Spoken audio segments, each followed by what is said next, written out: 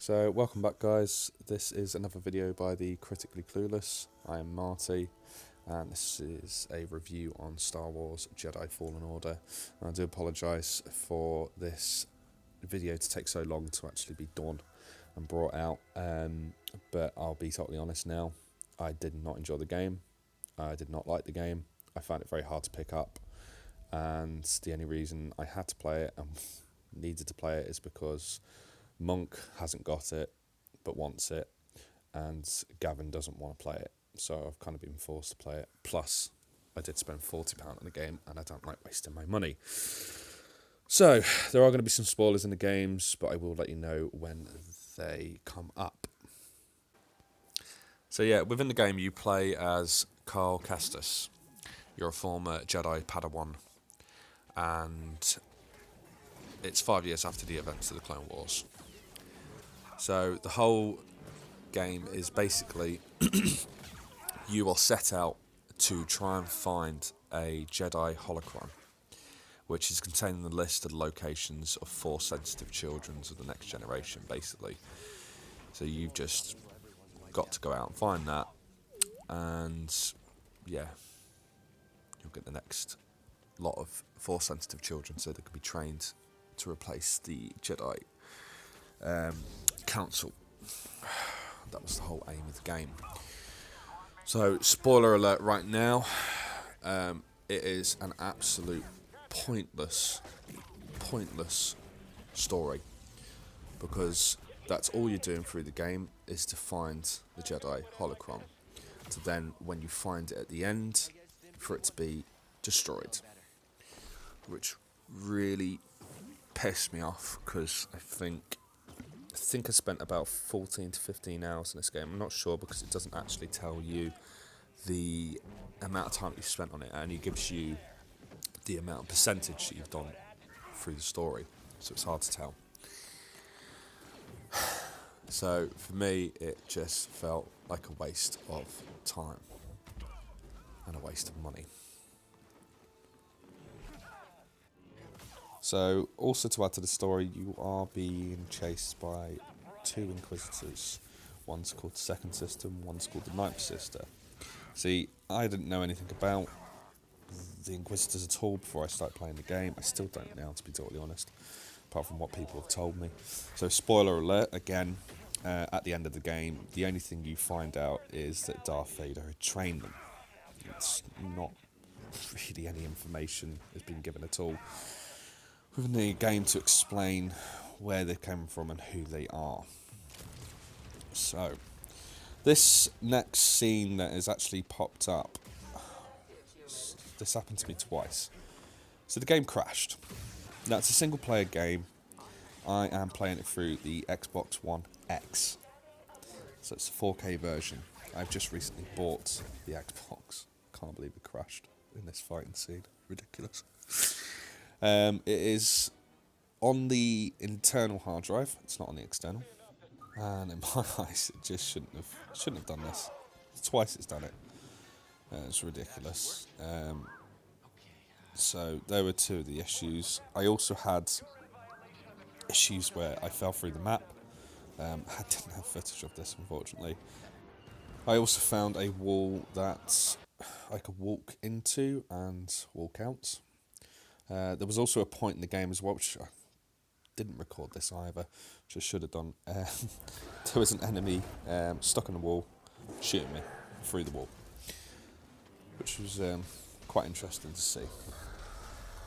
So I've got two things to say about the game that are actually good. The graphics were really good, really pretty and really vibrant.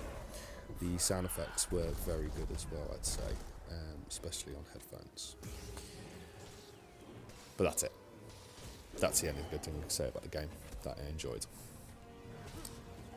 I will say this as well, the way they've done the story, it does indicate that it's probably going to be a series, because the way it does it is drags it out so long, and you don't really find out any more information. I mean, again, spoiler alert, the only good things that will happen within the storyline is that you get to see Darth Vader, and you have tiny bit of a fight with him, and obviously you realise how underpowered you actually are. It's kind of obvious as well, to be totally honest, because it is Darth Vader we're talking about here. You also meet a few more people that will become part of your group within the story. I'm guessing it's going to be in the second one. I don't know what they're going to do with this second story. I really hope it's going to be better than this one. I mean, to add a few things to the game, what they should have done, they should have put more enemies in it.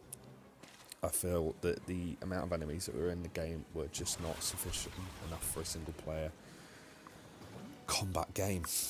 It was just ridiculous. I must have only killed about 300 to 400 people. Again, I can't find out the number. There also should have been more objects in the game that were movable.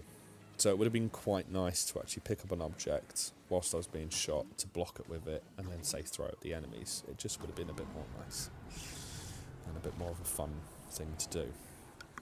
So I mean, the whole thing is, it just needs me to make this game more fun and pick up the storyline a bit better. It's, well, a lot better, I'd say, not a bit better. But what you can see here is, this is all you end up doing more through the game than anything else. It's more this. Sliding down hills, climbing up walls, doing puzzles, and then fighting maybe a handful of stormtroopers. And then that's it. So I will try and get on to this next part. This is a ability to pull them all in close. Now, this is an ability I never used. I don't see the point of it. It's very stupid because your lightsaber does not slice people in half the way it should. They can block all your moves and stuff like that. And so I don't see the point of having that one. This is your skill tree. These are all the things you can do and have. So using majority of these will drain your force ability, which I don't see the point of why. So this one here, fair enough, that will use your force ability, that will drain it down. But there is a part of the game where you have the ability to have a dual lightsaber, but it is an ability. So if you use it, it drains your force down. So, yeah. Oh, yeah. And this next scene here, again, this happened to me a lot. For some reason, it would not let me jump over to the wall where I was trying to jump. Now, you have, at this point, I do have double jump ability, but it wasn't allowing me to use it. And for some reason, every time I dropped off, it would spawn me back halfway down the hill. At this point, I'm trying to get back up because I'm getting pissed off. But yeah, as I said, this did happen a lot through the game. It's just terrible. So I'll just get back to the way the fighting style is done. It is all about counter and parry, and that is the only way to fight them. Now, you've got a few different types of stormtroopers and different types of enemies. Now, the ones who just have the blasters and who aren't captains, you can just mow them down quite easily, but if they're a captain, then you've got to parry them. And it's really bloody irritating, because as I said, it's a lightsaber we're using. And it should just be mowing them down very easily. So this is why there should just be more enemies and have that in the game, where the lightsaber works as a lightsaber and not as a fucking butter knife, to be totally honest. So with saying all this and what I've said so far, I would downrate the game. It's not worth a buy at all. Not for 40 quid, not for 30 quid, maybe 20 quid. But that's it. But I hope you enjoyed the video. I am Marty. Have a good day.